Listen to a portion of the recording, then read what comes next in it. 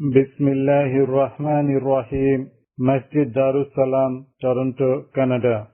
After 8th Tarabi, Tuesday, November the 12th, 2002. The bayan is presented by Hazrat Maulana Mufti Saeed Ahmed Palanpuri Sahib Damat Barakatuhu.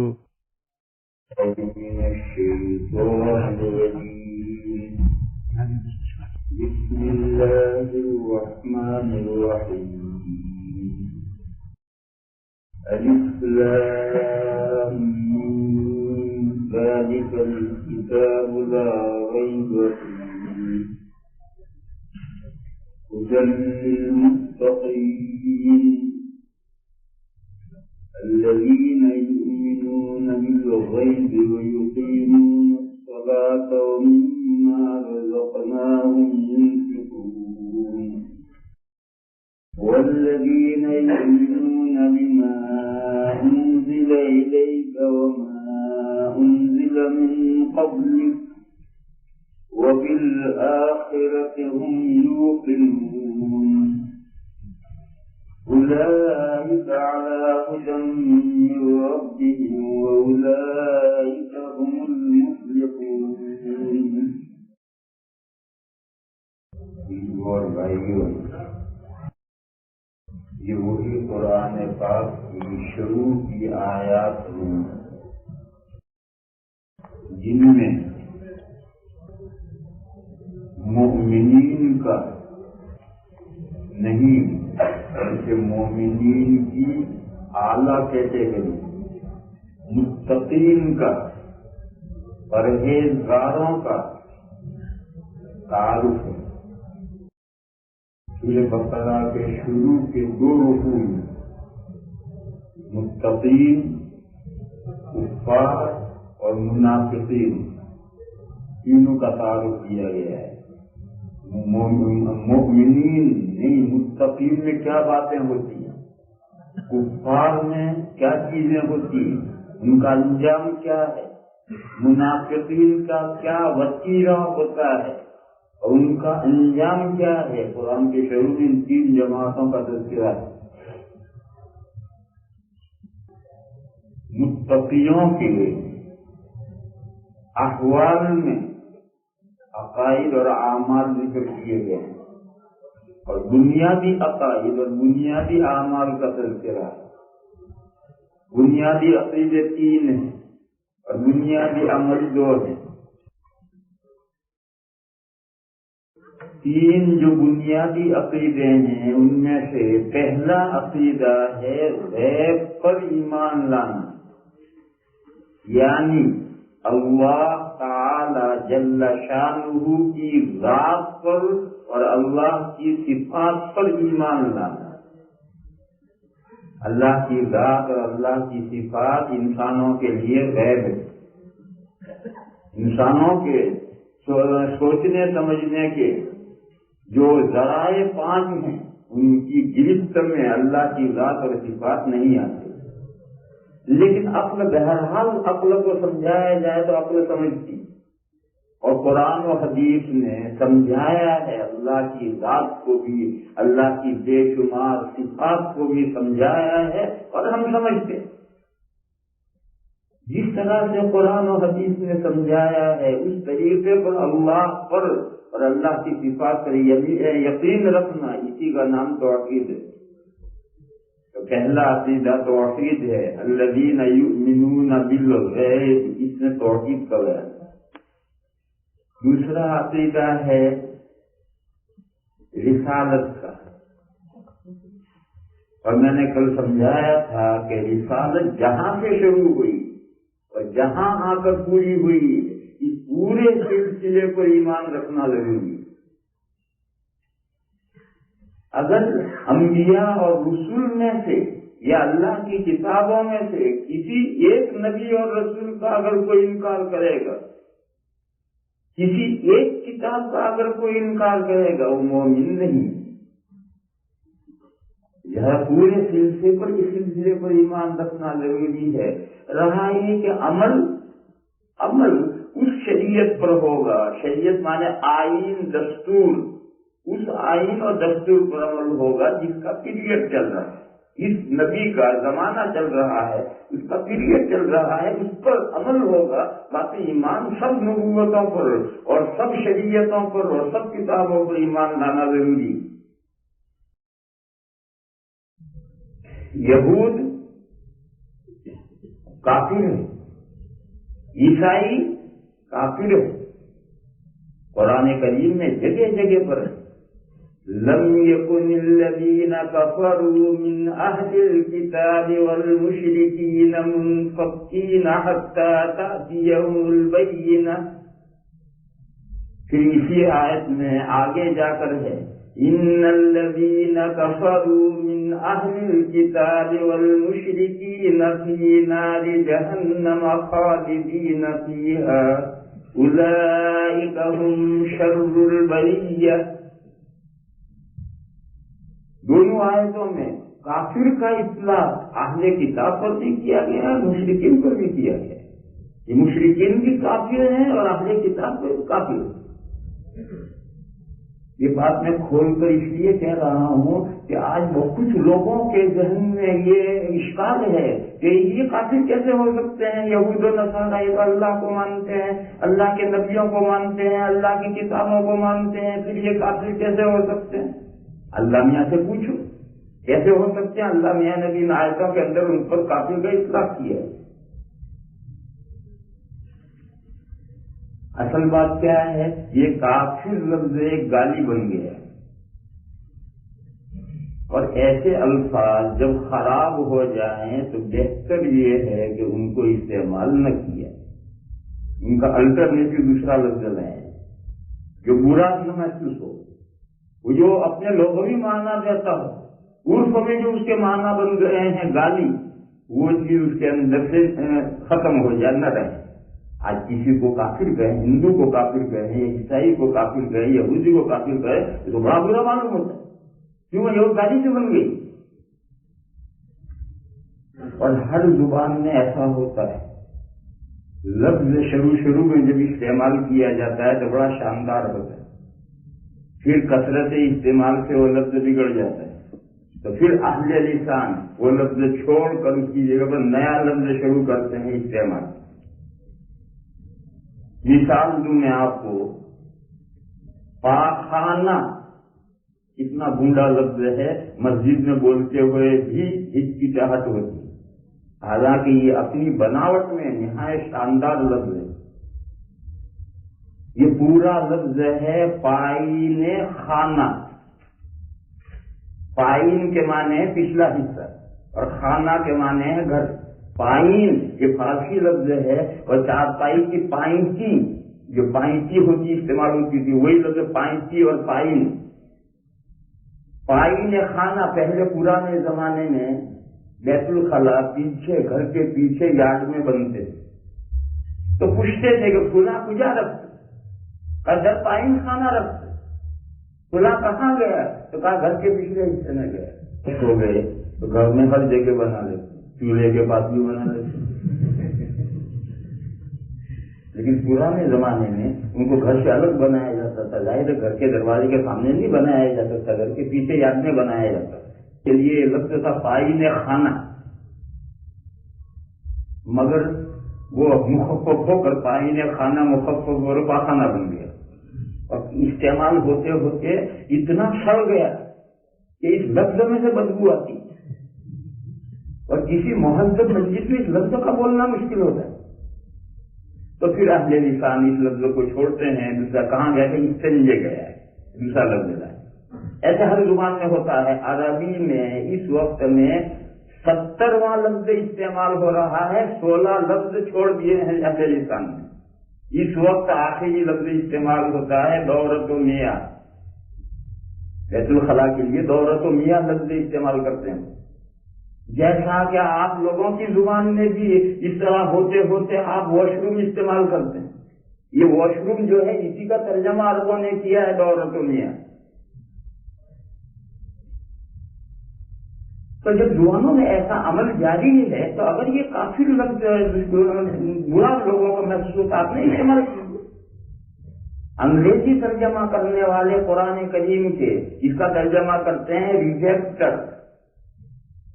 قرآن کریم میں جو انگریزی ترجمے جنہوں نے کیے ہیں انہوں نے اس لفظ کا ترجمہ کیا ہے ریجیکٹر، انکار کرنے والے. یہ ٹھیک لفظ ہے، انکار کرنے والے، یعنی سلسلے نبوت میں سے کسی بھی ایک نبی کا اور اس کی کتاب کا اور اس کے آئین کا اور اس کی شریعت کا انکار کرنے والا ہے تو ریجیکٹر ہے. تو یہود عیسیٰ علیہ السلام کو نہیں مانتے، انجیل کو نہیں مانتے، اور عیسیٰ علیہ السلام کے بعد حضور اکرم صلی اللہ تعالی علیہ وسلم کو نہیں مانتے، قرآن کریم کو نہیں مانتے، لہذا وہ ریجیکٹر ہیں. عیسائی پیچھے تو سب کو مانتے ہیں، لیکن ان کے عیسیٰ علیہ السلام کے بعد جو خاتم النبیین صلی اللہ تعالی علیہ وسلم تشریف لائے ان کو نہیں مانتے، قرآن کو نہیں مانتے، آئین شریعت محمدی کو نہیں مانتے. اس کے اعتبار سے ریجیکٹر ہوئے. تو بہرحال نیچے نہ مانا جائے یا اوپر نہ مانا جائے، سلسلے نبوت میں سے کسی بھی ایک نبی کو نہ مانا جائے تو وہ ریجیکٹر ہے. اسی طرح سے یہ جو مشرکین ہیں، ہندو ہیں، یہ بھی تو سلسلے نبوت ہی نہیں مانتے. یہ ہندو تو سلسلے نبوت ہی نہیں مانتے، اور ان کے یہاں تو جتنے نبی ہیں سارے خدا ہیں. ان کے یہاں تو نبی اوتار بن جاتا ہے، اور نبی نہیں آتا.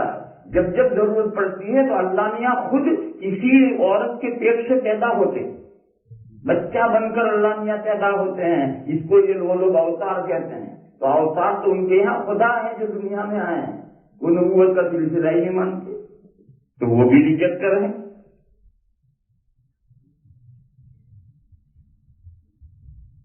پھر میں نے ایک مضمون یہ سمجھایا تھا کہ آج ہم تو آخری نبی کے دور میں، لہذا ہمیں حضور پر ایمان لانا ہے اور آدم علیہ السلام تک ایمان لانا ہے.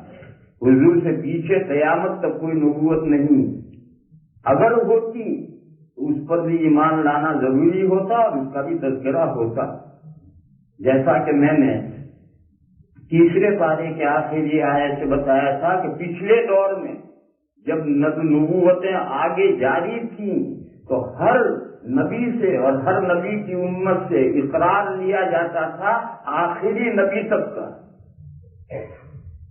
کہ اگر تمہارے زمانے میں آخری نبی ظاہر ہو تو تمہیں ان پر ایمان لانا ہوگا.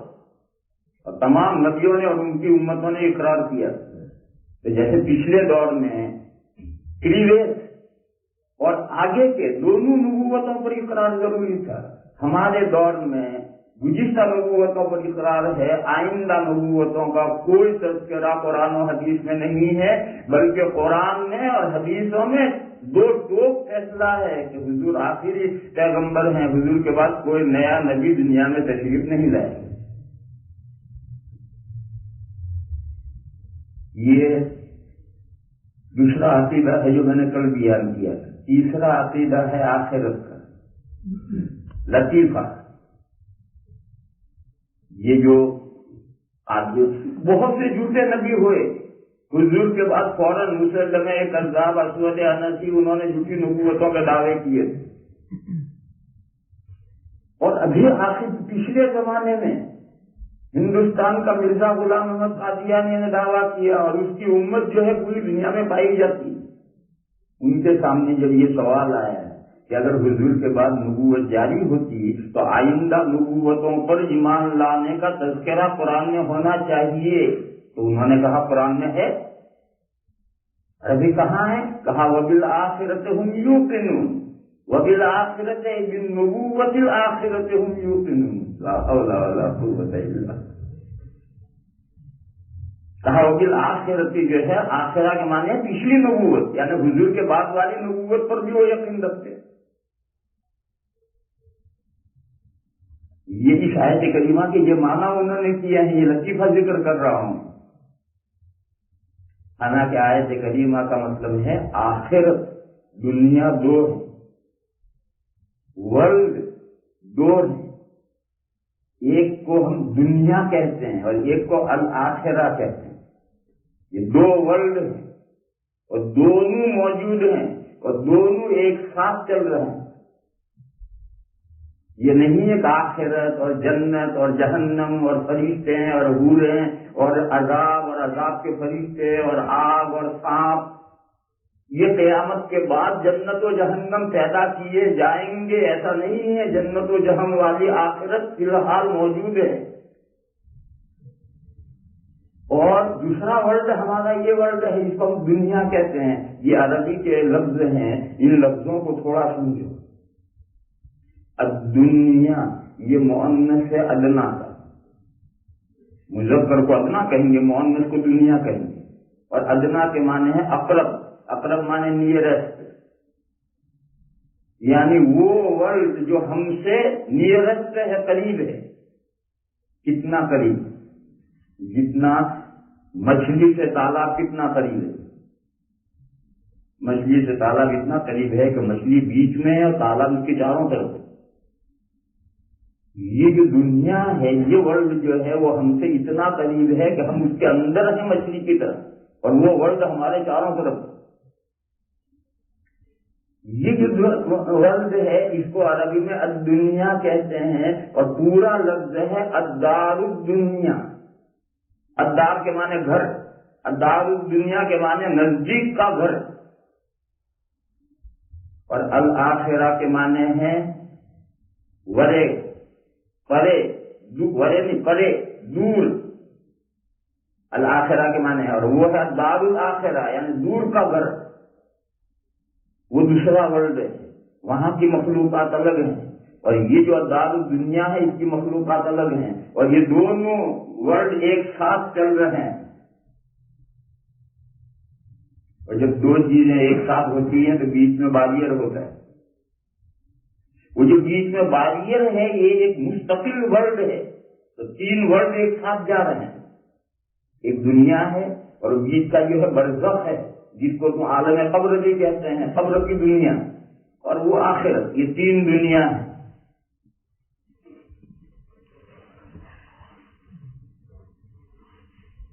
اس دنیا سے جب آدمی آگے قدم بڑھاتا ہے تو چار چیزوں سے گزرنا ہے اسے. سب سے پہلا ہے موت. جب اس دنیا سے قدم آگے بڑھاتا ہے تو پہلا مرحلہ ہے موت. پھر موت کے بعد ہے قبر. قبر عام طور پر مٹی کو گڑھے کو کہتے ہیں، ایک رمز ہے. باقی مٹی کا گڑھا ہونا ضروری نہیں. جو لاشیں جلا دی، جو مر کر جلا دیا گیا وہ بھی قبر میں پہنچا. جس کو درندے کھا گئے، مچھلیاں کھا گئی، وہ بھی قبر میں پہنچا. قبر ایک ورلڈ ہے، ایک دنیا ہے. یہ لوگوں کو سمجھانے کے لیے قبر لفظ استعمال کرتے ہیں، مٹی کا گھڑا. باقی مٹی کے گھڑے ہی کا نام قبر نہیں ہے. جو بھی مرتا ہے وہ موت سے گزرنے کے بعد سیدھا قبر میں پہنچتا ہے. یہ عالم قبر ہے، عالم قبر ہے، قبر کی دنیا ہے وہ پوری. اور یہ جو عالم قبر ہے وہ ہماری اس دنیا کا ضمیمہ ہے، اس دنیا سے الگ نہیں. تو دوسرا مرحلہ یہ عالم قبر میں پہنچنے کا ہے. پھر وہاں سے ریوت آنا، اس کا نام ہے معاد. عربی میں لفظ ہے معاد. معاد کے معنی ریوت آنا. یہ ریوت کب آئیں گے؟ پہلی مرتبہ سور پھونکا جائے گا، سب ختم.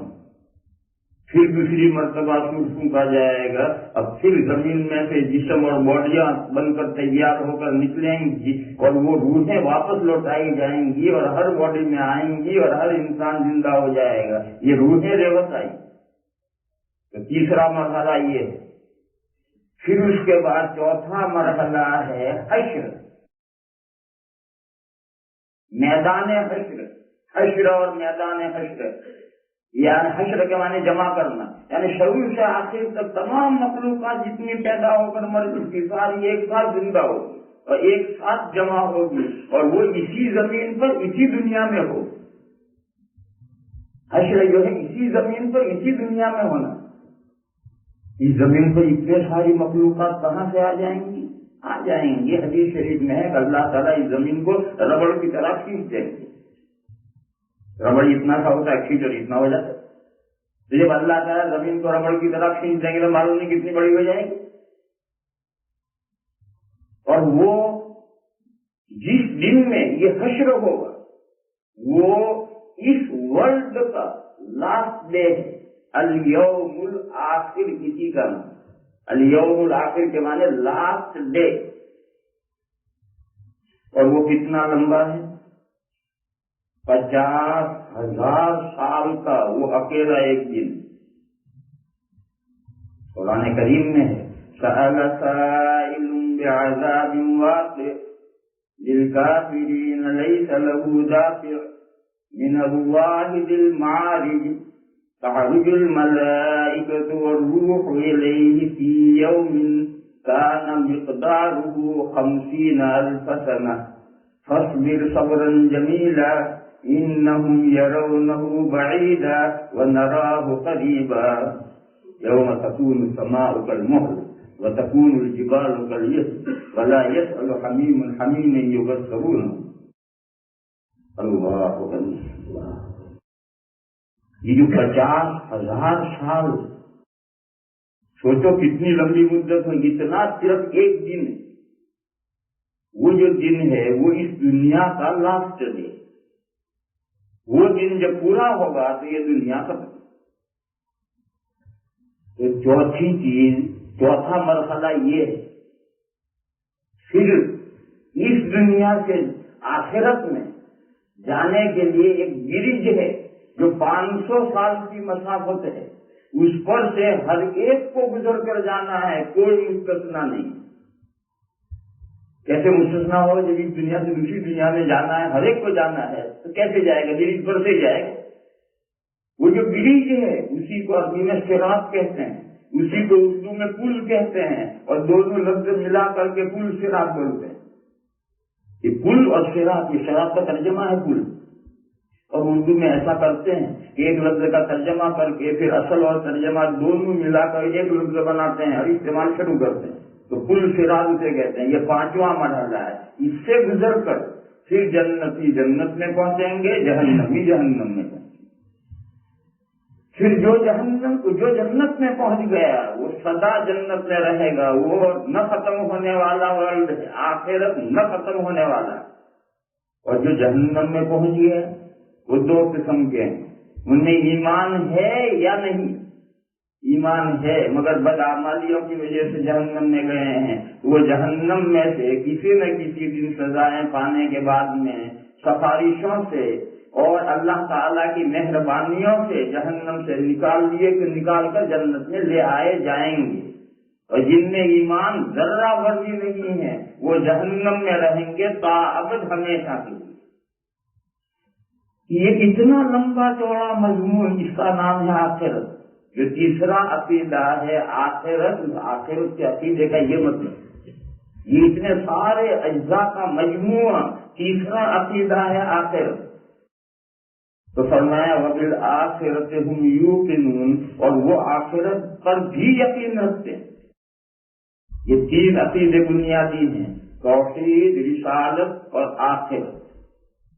ان 3 عقیدوں سے پھر چھوٹے چھوٹے اور عقیدے بھی نکلتے ہیں، لیکن جو مین عقیدے ہیں اسلام میں یہی 3 عقیدے ہیں. اور ہجرت سے پہلے جتنی صورتیں نازل ہوئی ہیں ان میں یہی 3 عقیدے ریپیٹ کیے گئے ہیں، اور مختلف انداز سے دلائل کے ساتھ لوگوں کے ذہنوں میں یہ 3 عقیدے بٹھائے گئے ہیں اور سمجھایا گیا ان سے کہ سارے عمل کا مدار ان 3 پر. اور لطیفے کافی لطیف ہے. ہم یعنی یہ کہتے ہیں کہ وبالآخرۃ سے مراد ہے وبالنبوۃ الآخرۃ. یہ ان لوگوں کی تعویل ہے جو عربی جانتے ہی. عربی میں بالنبوۃ الآخرۃ بول ہی نہیں سکتے ہیں. عربی میں بولیں گے بالنبوۃ الاخری. اخری آئے گا، الآخرۃ آئے گا ہی نہیں. پھر سنو، ایمان کے لیے یہ بہت اہم بات ہے. ایمان کے لیے جو اسلامی عقائد ہیں، بلیف، ان کا جو مطلب حضور اور صحابہ کے زمانے سے پوری امت میں چلا آ رہا ہے، اس مطلب کے اعتبار سے اگر آپ اس عقیدے کو مانیں گے تو آپ اس عقیدے کو مانتے ہیں، اور اگر آپ اس عقیدے کی نئی تفسیر اور نیا ڈیفینیشن کرتے ہیں اپنی طرف سے تو آپ اس عقیدے کو نہیں مانتے۔ دیکھو خاتم النبیین حضور پاک صلی اللہ تعالی علیہ وسلم، خاتم النبیین کا کیا مطلب؟ خود حضور سے جو حدیث مروی ہے، صحابہ کرام سے جو مروی ہے، اور پوری امت خاتم النبیین کا یہ مطلب سمجھتی آ رہی ہے کہ حضور اکرم صلی اللہ تعالی علیہ وسلم پر نبوت بے تمام ہی کمپلیٹ ہو گئی ہے، کسی طرح کی چھوٹی بڑی جیلی ایسی ویسی کسی نبوت کا نو روم آپ کے بارے میں یہ امت سمجھتی آ رہی ہے۔ قادیانیوں نے ختم نبوت کے نئے معنی گھڑے اور انہوں نے کہا کہ نبوت کی دو قسمیں ہیں، تشریعی اور غیر تشریعی۔ دوسرے الفاظ میں انہوں نے کہا کہ ایک نبوت تشریعی ہے، ایک ذلی اور بروجی ہے۔ تیسری تعبیر ان کی یہ ہے کہ ایک نبوت اصلی ہے اور ایک امتی نبی ہوتا ہے، امتی نبی، ماشاءاللہ۔ یعنی ایک نبی تو مستقل نبی ہے اور ایک مستقل نبی نہیں ہے، امتی نبی۔ اور وہ کہتے ہیں کہ کسی نبی کی پیروی میں کمال پیدا کیا جائے تو اس نبی کی فیض سے اس کو نبوت مل جاتی۔ اب وہ یہ کہتے ہیں کہ حضور پر جو اصلی نبوتیں ہیں، تشریعی نبوتیں ہیں، وہ تو سب پوری ہو گئی، وہ حضور کے بعد ایسا کوئی نیا تشریعی نبی نہیں آئے گا، لیکن حضور کے بعد امتی نبی آ سکتا ہے۔ اور ہمارے حضرت صاحب جو ہے یہ امتی نبی، ان کے جو حضرت صاحب ہیں کہ یہ امتی نبی ہیں، انہوں نے حضور کی پیروی میں اتنا بڑا کمال دکھایا، اللہ نے نبوت دی۔ ان سے پوچھو کہ حضور کے بعد میں مرزا غلام احمد قادیانی سے پہلے ایسا کوئی کامل اتباع کرنے والا امتی گزرا یا نہیں گزرا؟ ابو بکر صدیق کامل امتی تھے یا نہیں؟ ابو عمر فاروق تھے یا نہیں؟ گناہ تھے یا نہیں؟ اگر وہ کہیں نہیں تھے کیسے کہیں گے؟ اور اگر کہیں گے تھے تو انہیں نبوت کیوں نہیں ملی؟ وہ تو تیرے حضرت صاحب سے زیادہ کامل امتی تھے تو انہیں نبوت کیوں نہیں ملی؟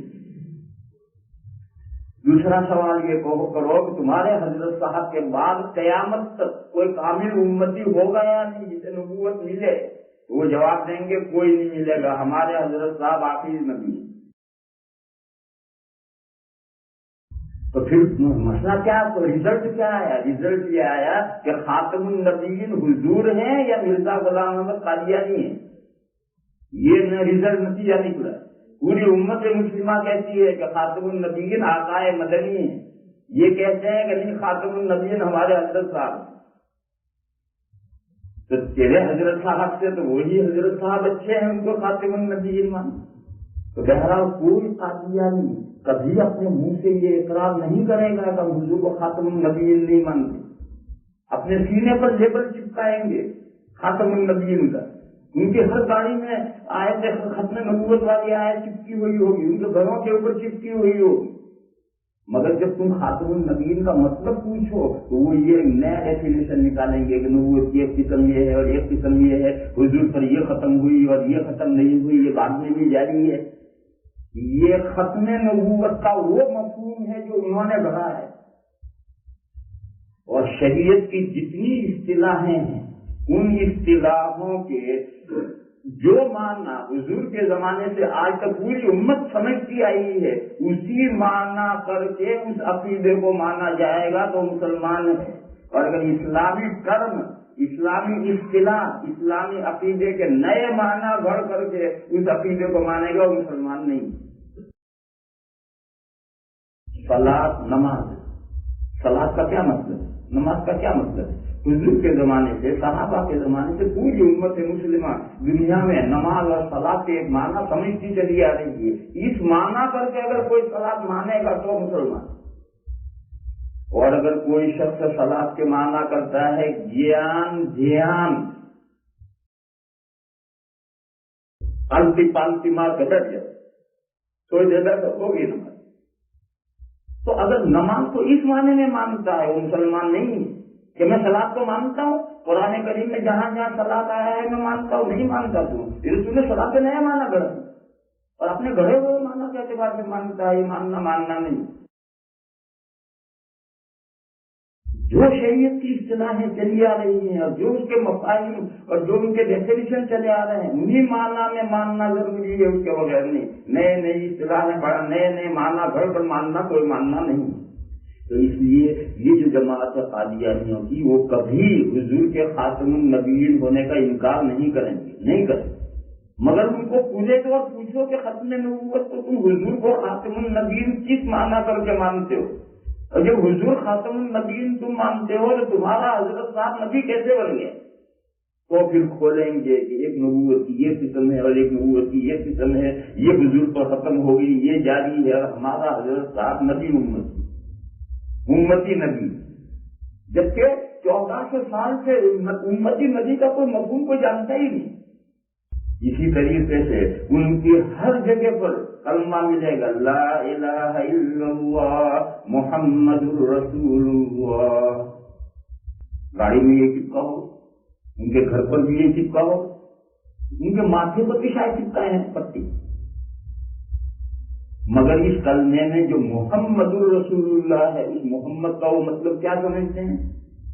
وہ کہتے ہیں کہ محمد کے 2 بروز ہیں.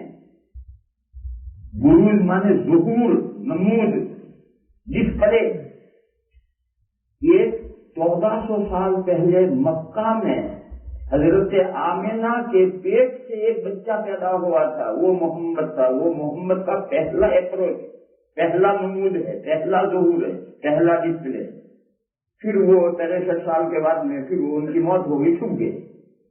پھر 1300 سال کے بعد میں چراغ بی بی کے پیٹ سے ایک دوسرا بچہ پیدا ہوا. یہ وہی محمد تھا جو دوبارہ ظاہر نکلا. اور یہ جو غلام احمد چراغ بی بی کے پیٹ سے پیدا ہوا تھا، یہ بھی وہی محمد ہے جو پہلے ظاہر ہو کر چھپ گیا تھا، وہ پہلے نکلا، دوبارہ نکلا. لہٰذا جو غلام احمد ہے یہ بھی محمد ہی. اب کلیمے میں جو محمد رسول اللہ وہ پڑھتے ہیں تو محمد سے مراد غلام احمد قادیانی کو لیتے ہیں. اب ظاہر ہے کہ ایسی اونچی سیدھی تعمیرات کرنے سے کوئی مومن تھوڑی ہوگا. کلمہ لا الہ الا اللہ محمد رسول اللہ جو حضور کے زمانے سے چلا آ رہا ہے، اس میں جو محمد کا جو مفہوم ہے اور جو پوری امت سمجھتی چلی آ رہی ہے، اسی معنی کر کے محمد رسول اللہ کہنے کا تو مسلمان ہے. اور اگر محمد رسول اللہ میں مراد دیتا ہے کہ محمد یعنی میرا چھوٹا بھائی، میرے چھوٹے بھائی کا نام بھی محمد ہے. ایک آدمی کے چھوٹے بھائی کا نام محمد ہے، وہ کلمہ پڑھتا لا الہ الا اللہ محمد رسول اللہ یعنی میرا چھوٹا بھائی اللہ کا رسول ہے. تو ایسا مراد لینے سے کلمہ پڑھنے کی، یہ کلمہ پڑھنے سے کہاں سے مسلمان ہو جائے؟ یہ جو میں نے بات کہی سے بہت اہمیت سے یاد رکھنے کی ہے کہ جو شریعت کے مفاہیم چلے آ رہے ہیں، پوری امت مانتی آ رہی ہے، انہی معنی میں ان مفاہیم کو استعمال کرو گے یہ مسلمان ہے. اور اگر اپنی طرف سے باطل تعویلات کرے گا، گھڑ کے مطلب بیان کرے گا اور اپنے گھڑے ہوئے مطلب کے اعتبار سے مانے گا، وہ ماننا نہیں.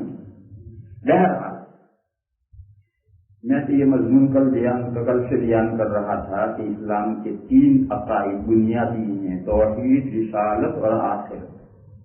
اور 2 عمل بنیادی، نماز اور زکات.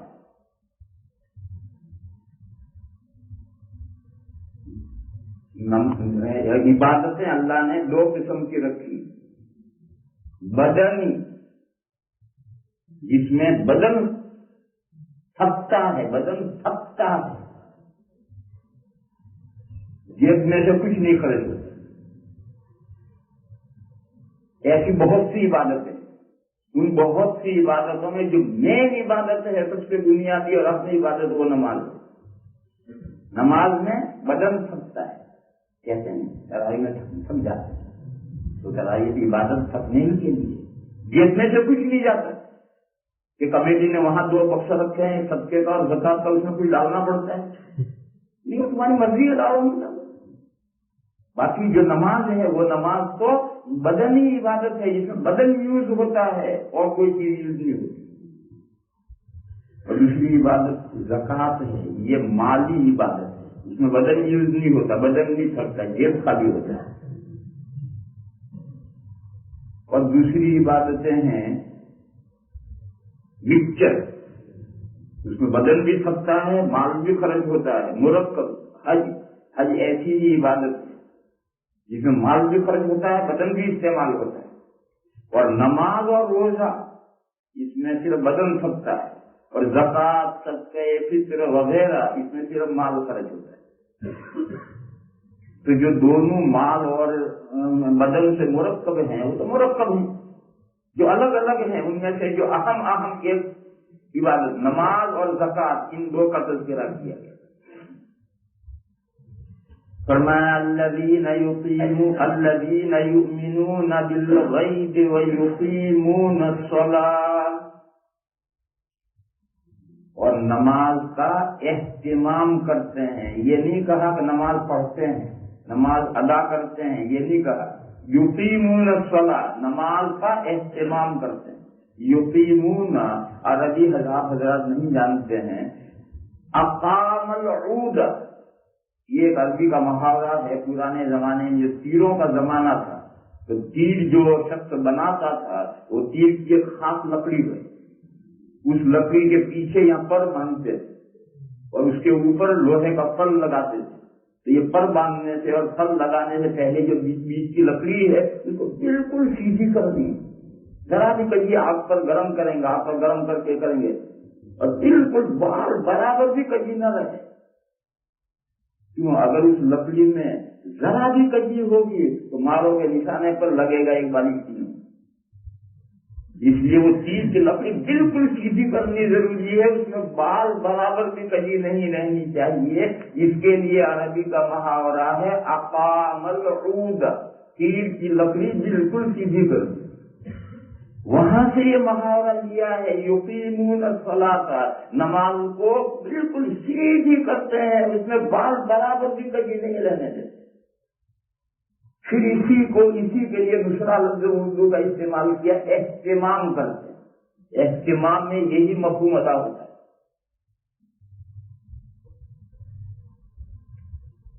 नमाज के एहतिमाम में बहुत सारी चीजें शामिल हैं। ये मस्जिदें जो बनी हैं, ये नमाजों के एहतिमाम के लिए बनी है। अगर मस्जिदों की पाबंदी मोमिनीन नहीं करेंगे, नमाज पाबंदी से रेगुलर नहीं पढ़ सकेंगे, नमाजें खैर बखैर हो जाएंगी। और मस्जिदों की पाबंदी के साथ मस्जिदों में अदा करोगे, बिल्कुल सही नमाजें होती रहेंगी। ये मस्जिदें नमाजों के एहतिमाम के लिए बनी, नमाजों की टाइमिंग की, कि फजर फला वक्त से फला वक्त, ज़ोहर फला वक्त से फला वक्त, ऐसे पांचों वक्त के अव्वल और आखिर मुतय्यन किए। ये अव्वल और आखिर मुतय्यन किए नमाजों का एहतिमाम करना। अगर ये नमाजों की टाइमिंग नहीं होगी तो नमाजों का एहतिमाम नहीं कर सकता। पढ़ेंगे ऐसे चलता है। फिर जमात का निजाम बना है। सिर्फ मस्जिदें नहीं कि लोग आते रहे, आए जाए पढ़ते रहे, नहीं, नमाजों में जमात का निजाम बना है। इमाम ऐसा होना चाहिए, अजान में देने वाला ऐसा होना चाहिए, वगैरह वगैरह। ये सारी तफसीलात, ये सब नमाज के एहतिमाम की। फिर नमाज में कितने फराइज हैं, ये फराइज है। नमाज में कितने वाजिबात हैं, ये वाजिबात है। नमाज में कितनी सुन्नतें हैं, ये सुन्नतें हैं। नमाज में कितने मुस्तहब्बात हैं, ये मुस्तहब्बात हैं। नमाज में कितने आदाब हैं, ये आदाब हैं।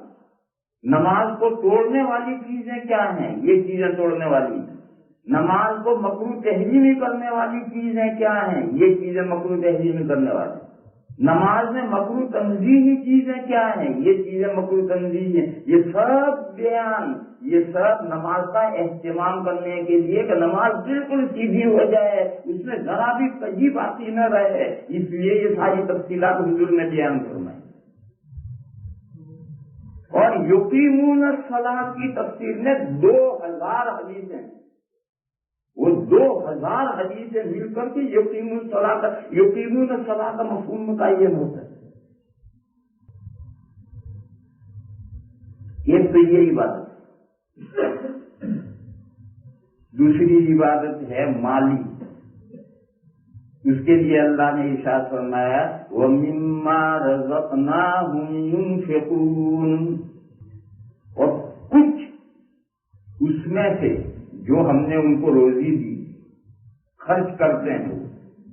کچھ وَمِن مَا من تبیل دیا ہے، بعض کچھ کھانے سے خرچ کرتے ہیں. ہم نے جو ان کو روزی دی ہے اس میں سے خرچ کرتے ہیں. ہم نے جو ان میں سے روزی دی ہے یہ قضیہ قیاساتھا معاہا ہے، یعنی یہ جو زکوٰۃ کا حکم ہے اس کے دماغوں پر ذہنوں پر قابل قبول بنانے کے لیے اور آسان کرنے کے لیے مما رزقناہم بڑھایا ہے.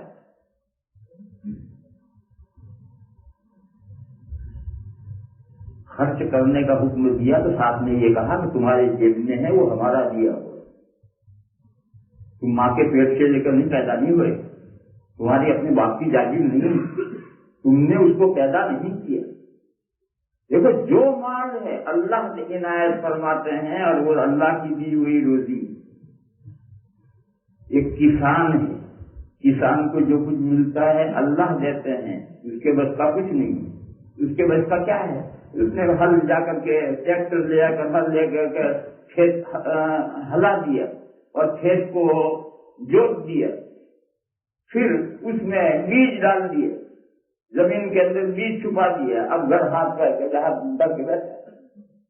اب وہ ناتواں دانا جو اندر چھپ گیا ہے مٹی میں، اس میں روئی دگی کی صلاحیت پیدا کرنا اور اس کو اگانا، اور پھر وہ اگتا ہے تو کتنی نازک کونپل ہے جو اپنے اوپر ایک بالشت زمین کو پاڑ کر وہ کونپل باہر نکلتی ہے. یہ اللہ ہی کی قدرت ہے، کسان کے بس کا کچھ نہیں. کسان نے تو اپنا محنت کر لی، بیج ڈال دیا، بیٹھا ہے. اگر اللہ نہیں اگائیں گے تو کہاں سے کیا ملے گا؟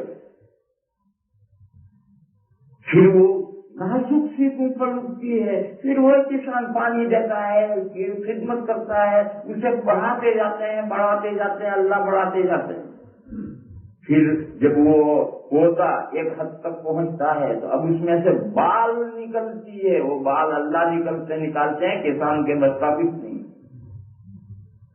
اس کا کام سینچائی کرنا ہے اور گھاس بڑھ رہی، اس میں بال نہ نکلے تو کسان کہاں سے بال نکالے گا؟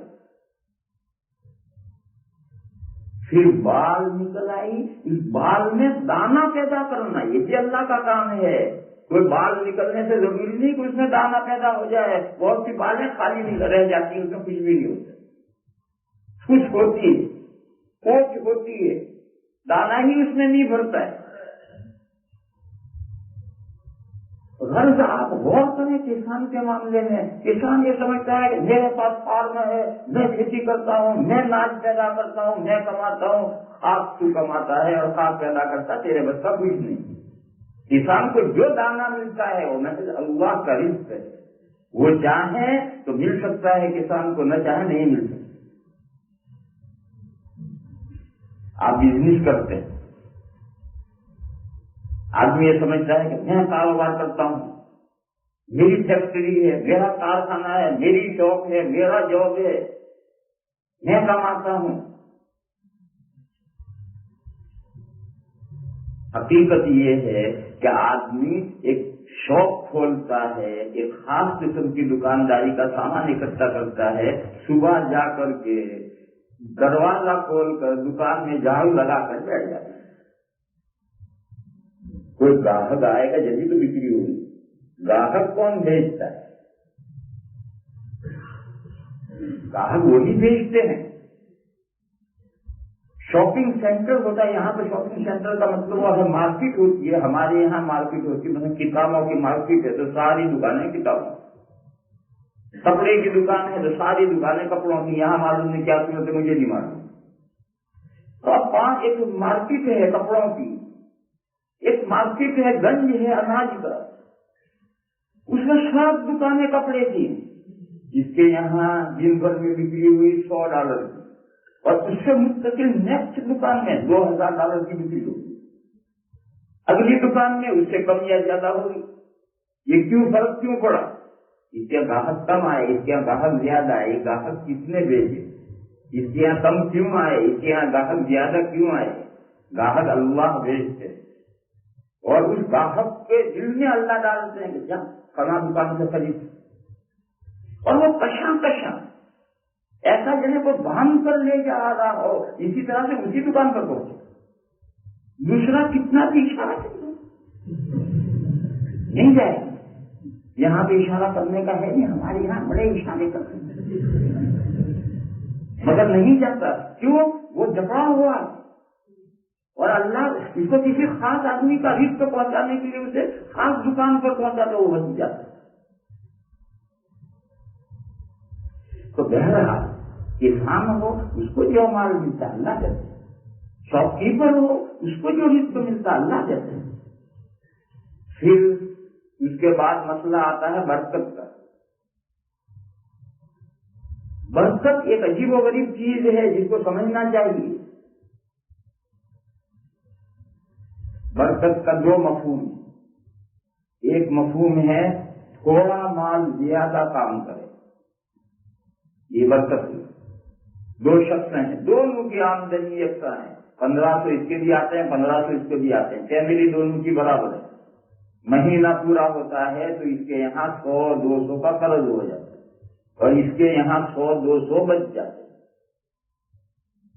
روز ہم دیکھتے ہیں اس کے 1500 میں برکت نہیں ہوئی، اس کے 1500 میں برکت ہوئی. جب دونوں کی آمدنی یکساں ہے، دونوں کی فیملی یکساں ہے، خرچے یکساں ہیں، یہ قرض میں 200 روپے کے قرض میں آ گیا اور اس کے 200 روپے بچ گئے، یہ کیا برکت ہوئی؟ پیسہ لے کر کے آیا گھر آتے ہی معلوم ہوا کہ لڑکا بیمار ہے، بہت پیٹ میں دکھ رہا ہے، بھاگا بچے کو لے کر اس ہاسپٹل اس ہسپتال کہ یہ ادھر کیا. برکت کی حقیقت ہے. برکت کے معنی یہ نہیں ہے کہ اس کے 1500 اس کے 15,000 آمدنی ہو، ایسی برکت ہے نہیں. دونوں کی 1500 ہے، مگر ایک کے 1500 کچھ کام نہیں کرے، دوسرے کے 1500 بہت کام کرے. دوسرے برکت کا مفہوم ہے پچنا. ایک کھاتا ہے پچتا ہی نہیں ہے ویسا کا ویسا ہے، توند بھر کر کھاتا ہے اور پتلا ہوتا جاتا ہے. اور دوسرا ہے تھوڑا سا کھاتا ہے مگر جھوٹا ہوتا جاتا ہے، پھولتا جاتا ہے. خامخواہ پھولنا تو بیماری ہے، خامخواہ پھولنا تو بیماری ہے، پہلوان بنتا ہے، طاقتور ہوتا جاتا ہے. تو دیکھو اس کے جسم میں غذا پچتی ہے، یہ غذا کی برکت ہے. اس کے جسم میں غذا پچتی نہیں ہے، یہ بے برکت. تو اللہ تعالیٰ برکتیں جو پیدا فرماتے ہیں تو وہ وہی برکت ہے. رزق وہ دیتے ہیں اور رزق میں برکتیں بھی وہی پیدا فرماتے ہیں. تو اللہ تعالیٰ نے جہاں خرچ کرنے کا حکم دیا تو وہ حکم بعد میں دیا. پہلے یہ بتایا، ذہن بنایا کہ تمہارے پاس جو کچھ ہے وہ ہمارا دیا ہو. وَمِمَّا رَزَقْنَاكُمْ، اس مال میں سے جو ہم نے تمہیں رزق دیا. اب آگے خرچ کرنے کا حکم آئے گا تو وہ دماغ پر بھاری نہیں پڑے. پھر یہ بات کہنے سے پہلے سب سے پہلا کلمہ آیا من، کچھ. یہ سب سے پہلے کچھ لفظ بیان کیا تاکہ جب خرچ کرنے کا حکم آئے تو آدمی گھبرائے نا کہ پتہ نہیں کتنا اللہ نے یہاں خرچ کروائیں گے. اس لیے پہلا ہی لفظ ہے کچھ، تاکہ آگے جب حکم آئے تو وہ حکم ذہن کے لیے بوجھ نہ بنے. صدقے جاؤ اللہ کے کرم کے، ان کی مہربانیوں کے، کہ وہ ہمیں اب ہمارے فائدے کے لیے حکم دیتے ہیں اور اس حکم کو کتنا قابل قبول بنا کر بیان کرتے ہیں. فرماتے ہیں کچھ اس میں سے جو ہم نے انہیں روزی دی خرچ کرتے ہیں. یہ جو خرچ کرنا ہے یہ عام ہے، زکات سے لے کر کے نقلی خیرات جو ہے یہ سب کو آیت کریمہ عام ہے. پھر اس کی تفصیلات قرآن و حدیث میں ہے. خرچ کرنے کی قسمیں بنائی گئی ہیں کہ ایک خرچ کرنا یہ ہے، دوسرا خرچ کرنا یہ ہے، تیسرا خرچ کرنا یہ ہے. سب کی کیٹیگریاں بنائی ہیں، ان کے درجے بنائے ہیں، ان کے احکام متعین کیے گئے ہیں. جو پہلا خرچ کرنا ہے کمپلسری اور فرض ہے وہ زکوٰۃ کہلاتی ہے، اور وہ چند شرائط کے ساتھ 2.5% ہے۔ اب 100 میں سے 2.5 تو کچھ ہی ہو، اس کی کچھ شرائط ہیں، کچھ پابندیاں ہیں، جب وہ سہولتیں ہو جائیں گی تب وہ 2.5% دینا ہے۔ یہ اللہ کا حق ہے، اس کو کچھ لوگوں کے ذہنوں میں ایک اشکال ہے، اس کو حل کرتے چلو۔ حکومتیں جو ٹیکسز لیتی ہیں ان سے زکوٰۃ کو کچھ لینا دینا نہیں۔ آپ جو حکومتوں کے ٹیکس ہیں وہ بھر دیجئے، پھر اس کے بعد میں جو آپ کے پاس مال بچے، اور وہ بھی سال گزرنے کے بعد ایک معین تاریخ میں آپ کے پاس جو ہے اس کا 2.5% ہے۔ کچھ لوگوں کے ذہنوں میں یہ ہے کہ حکومت پول ٹیکس لیتی ہے اور ٹول ٹیکس لیتی ہے اور فلاں ٹیکس لیتی، پتہ نہیں کیا کیا ٹیکس، مجھے تو نام دیا کتنے تو ٹیکس حکومتوں نے لے لی، اب زکوٰۃ قائمے سے ادا کرے۔ یہ کچھ لوگوں کے ذہنوں میں ہے، اس کو سمجھو اچھی طرح سے۔ یہ تو مصارف ہیں، آپ جو مہینے بھر میں جاب کر کے کما کر لاتے ہیں تو آپ کی تنخواہ میں سے کچھ تو بڑا بھائی لے گئے، بڑا بھائی یعنی گورنمنٹ، وہ تو جہاں سے آپ کو تنخواہ ملی وہیں سے کہا لاؤ بھائی، چھوٹے بھائی سے کہا میرا حصہ لو، وہ تو ٹیکس بڑا بھائی لے گئے۔ جب وہ باقی آپ جیب میں رکھ کر آئے تو گھر سب سے پہلے وائف نے نکالا باقی آپ میرا خرچہ لاؤ، پھر بچے اللہ نے دیے ہیں ان بچوں نے مطالبہ کیا ہمارا خرچہ لاؤ، وغیرہ وغیرہ، معلوم نہیں کتنے خرچے آتے ہیں۔ تو اب اگر آپ یہ کہیں کہ ہم جو کما کر لاتے ہیں بیوی پر خرچ کرنا پڑتا ہے، بچوں پر خرچ کرنا پڑتا ہے، پھر اللہ نے کی زکوٰۃ کیسی، تو یہ تو غلط ہے، یہ تو نفقے ہیں۔ جیسے یہ نفقے ہیں، حکومت کا جو ٹیکس ہے وہ بھی نفقہ ہے، وہ بڑے بھائی نے لے لیا ہے، اور پھر یہ سارے نفقے کر ڈالو، اور کرنے کے بعد جو تمہارے پاس بچے، اور بچنے کے بعد بھی 1 سال تک رہے، تب اس میں سے 2.5% مانگتے ہیں۔ تو یہ ذہن سے ہٹاؤ کہ ٹیکس جب گورنمنٹ لیتی تو زکوٰۃ کیسی، یہ ٹیکس تو نفقے اور خرچے ہیں، ایکسپینسز ہیں، کیا کہتے ہیں ایکسپینسز کہتے ہیں، جیسا بیوی کا خرچہ ہے، جیسا بچوں کا خرچہ ہے، جیسا گھر مہمان آ جاتے ہیں ان کا خرچہ ہے، وغیرہ وغیرہ، سب زندگی میں خرچہ، خود اپنی ذات پر خرچ کرنا پڑتا ہے۔ یہ سب خرچ جو ہیں یہ ان خرچوں کی طرح سے حکومت کے ٹیکس بھی ایک خرچہ ہے۔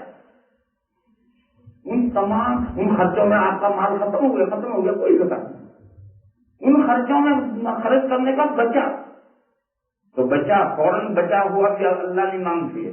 1 سال تک جتنا تمہارے پاس رہے، 1 سال کے دوران جو خرچ ہو گیا گیا، سال پورا ہوا، اب بولو کتنا ہے، جتنا ہے اس کا 2.5%۔ یہ ہے زکوٰۃ کی حقیقت۔ لہذا یہ جو ٹیکسوں سے بعض لوگوں کے ذہنوں میں اشکال پڑا ہوتا ہے وہ اشکال دماغ سے ہٹا دینا چاہیے، وہ تو من جملے مصارف میں سے ایک خرچہ ہے، جیسے دوسرے خرچے اس کے ایکسپٹ نہیں کیے جاتے ایسے یہ بھی نہیں کیے۔ پھر بچے بھی ایک اچھی خاصی مال کی مقدار، تھوڑا بہت تو ہر ایک کے پاس ہوتا ہے، اس سے اللہ نے نہیں مانگتی، بچے مال کی اچھی خاصی مقدار۔ اس تعلق سے انسانوں کی 5 قسمیں ہیں، یہ اصل مضمون سمجھنے کا ہے۔ دنیا میں 5 قسم کے انسان ہیں۔ ایک ہے مالدار، مال رکھنے والا۔ مال رکھنے والا وہ ہے جو نصاب نامی کا مالک ہے۔ نصاب کے معنی مقدار، ایک خاص مقدار جو شریعت نے مقرر کی ہے، اور وہ مقدار بھی ایسی ہو بڑھنے والی ہو، نامی معنی بڑھنے والی، مال نامی کے نصاب کا مالک۔ مال نامی 4 ہیں، انہی 4 سے نصاب بنے گا، سونا، چاندی، सामान तिजारत, कोई भी बिक्री का सामान और करेंसी, इन 4 से निसाब बनता है। इनके अलावा 5वीं कोई चीज उसमें शामिल नहीं की है। गोल्ड कितना है आपके पास, उसका निसाब है 87 ग्राम और 0.15, 87 ग्राम एंड 0.15, 87.15 ग्राम, ये सोने का गोल्ड का निसाब है।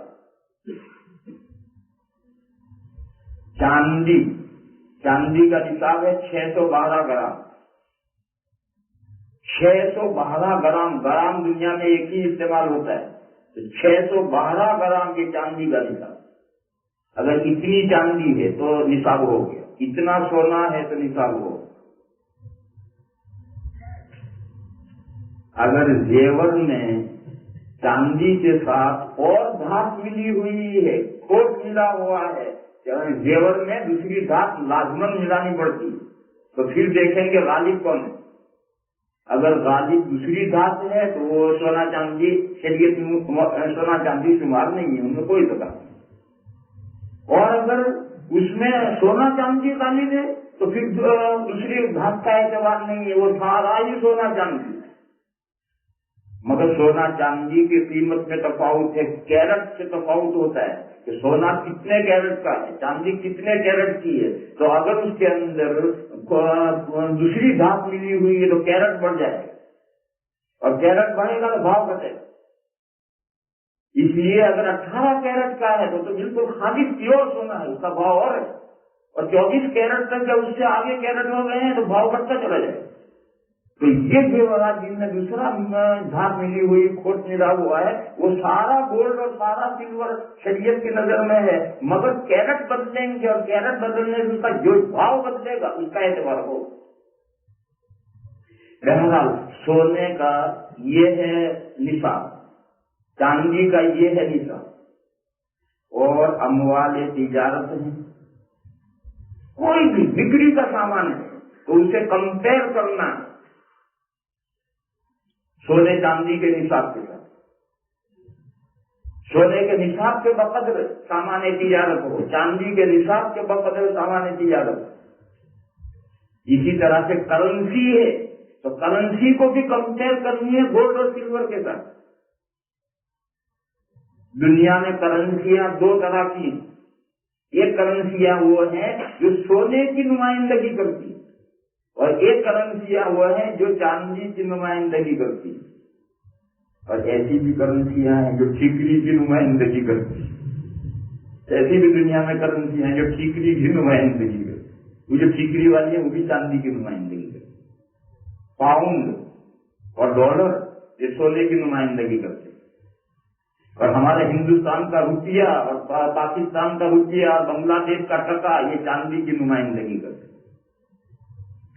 तो जो करेंसी सोने की नुमाइंदगी करती है वो सोने के निसाब से कंपेरिजन किया जाए, और जो चांदी, वो जो करेंसी चांदी की नुमाइंदगी करती है उसको चांदी के वजन से उसके निसाब से कंपेरिजन किया जाए।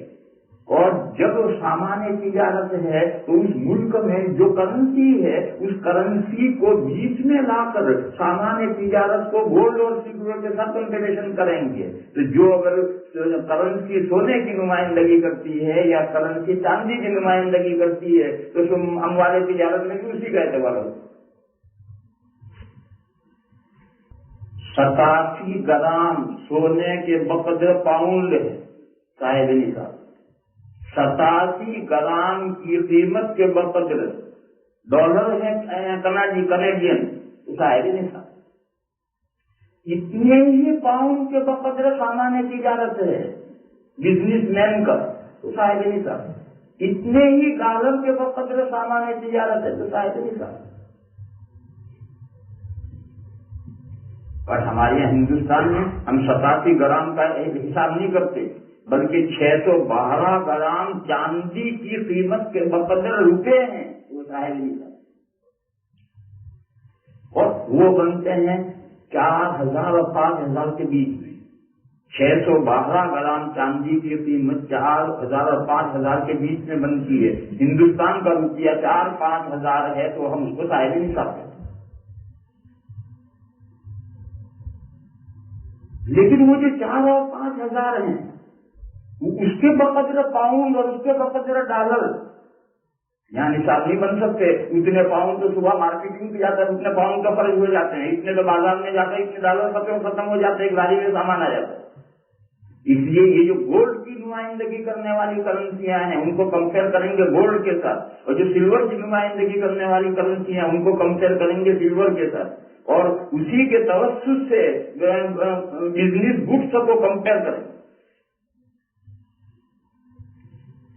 एक मैंने जानकर छोड़ दिया है क्यों, उसकी जरूरत नहीं पड़ती, वो है मवेशी।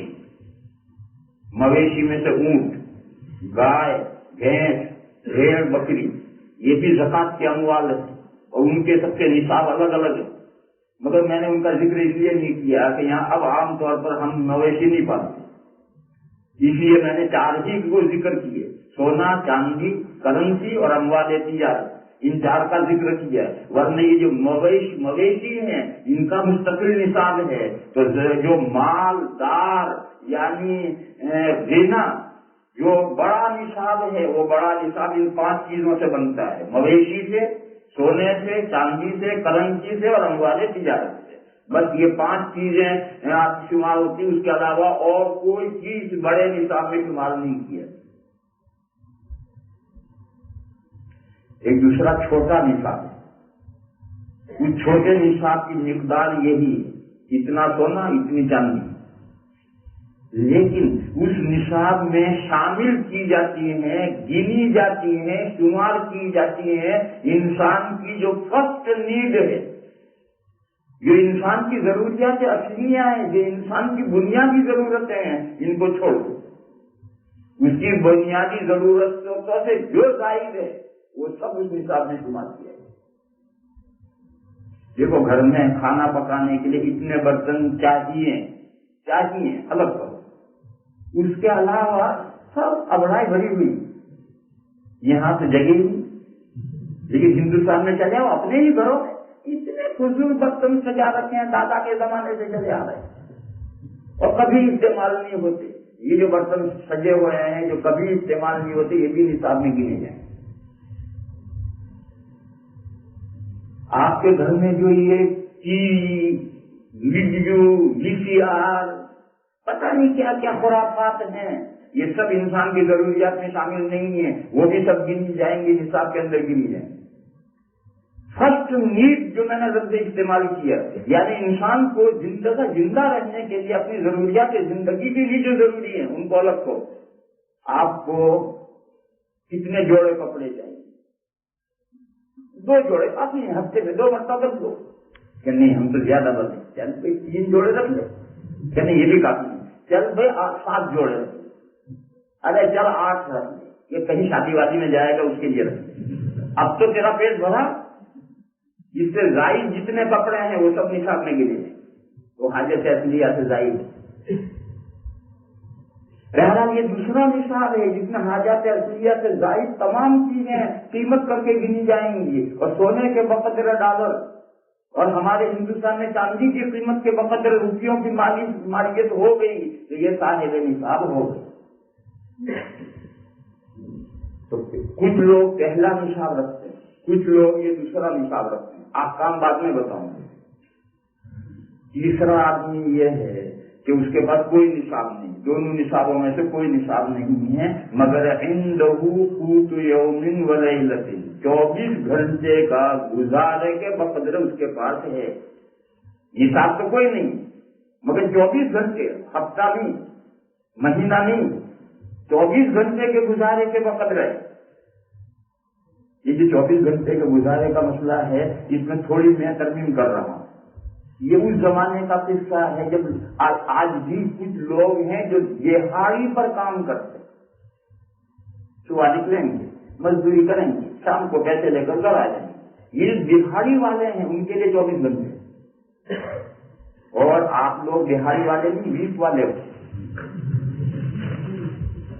لہذا میں نے ترمیم کی کہ اس کے پاس 1 ویک کا خرچہ ہے، اس کا، اس کی بیوی کا، اس کے بچوں کا، اس کی اپنی ضرورت کے بقدر ویک بھر کا خرچہ ہے. اور ہم ہندوستان والے مہینے والے ہیں، ماہوالی والے. ماہوالی نہیں سمجھتے. تو ہمارے یہاں اس تنخواہ سے اگلی تنخواہ تک گزارے کا اپنا بیوی بچوں کا خرچے کے وقت ہے. نصاب تو کوئی نہیں ہے مگر اتنا ہے. تو دہاڑی پر کام کرتا ہے تو قوت یومن و لیلۃ، ویک والا ہے تو ویک کا خرچہ، مہینے والا ہے تو مہینے کا خرچہ. اس سے آگے نہیں ہے دنیا میں، اس سے آگے نہیں ہے. پہلے 6 مہینے میں تنخواہ ملتی، وہ 6 مہینے سے پہلے سال میں 1 مرتبہ تنخواہ ملتی. وہ زمانے گئے، پورے سال میں 1 ہی مرتبہ تنخواہیں ہوتی، پھر گرانی ہو گئی تو پھر سال میں 2 مرتبہ تنخواہیں تقسیم ہونے لگی، پھر نیچے آئے ہیں. تو تیسرا آدمی یہ کہ نہ بڑا نصاب ہے نہ چھوٹا نصاب ہے، مگر اس کو اگلی آمدنی ہونے تک گزارا اور خرچے کے بقدر ہے. چوتھا وہ ہے کہ جس کے پاس یہ بھی نہیں مگر وہ توانا تندرست ہے. ذو مرۃ سویل، ان لفظوں کو سمجھو. توانا مانے طاقتور. ایک آدمی بوڑھا ہے، بیمار ہے، توانا نہیں، طاقتور نہیں. اور تن درست، تن مانے باڈی اور درست مانے ٹھیک ٹھاک. اندھا ہے یہ تندرست نہیں، بہرا ہے تندرست نہیں، لولا لنگڑا ہے تندرست نہیں. سر سے پیر تک جتنے آگا بالکل صحیح ہے. تو یہ تن درست، اس کی باڈی درست ہے اور طاقتور ہے، توانا ہے. تو توانا تندرست ہے. یہ چوتھا آدمی. بڑا نصاب بھی نہیں ہے، دوسرا نصاب بھی نہیں ہے، تیسرا گزارے کے وقت بھی نہیں ہے مگر توانا تندرست ہے. اور پانچواں وہ ہے جو اس کے بعد رہ گیا. اس کے بعد جو رہ گیا وہ پانچواں ہے. یہ 5 قسم کے آدمی ہیں اور ان 5 کے لیے جو احکام ہیں وہ انشاءاللہ کل بیان کریں. آخر دعوانا اللهم صل وسلم وبارك على سيدنا ومولانا محمد وعلى آل سيدنا ومولانا محمد بعدد من صلى وصام. ربنا آتنا في الدنيا حسنة وفي الآخرة حسنة وقنا عذاب النار. اللهم وفقنا لما تحب وترضى واجعل آخرتنا خيرا من الأولى. سبحان ربك رب العزة عما يصفون وسلام على المرسلين.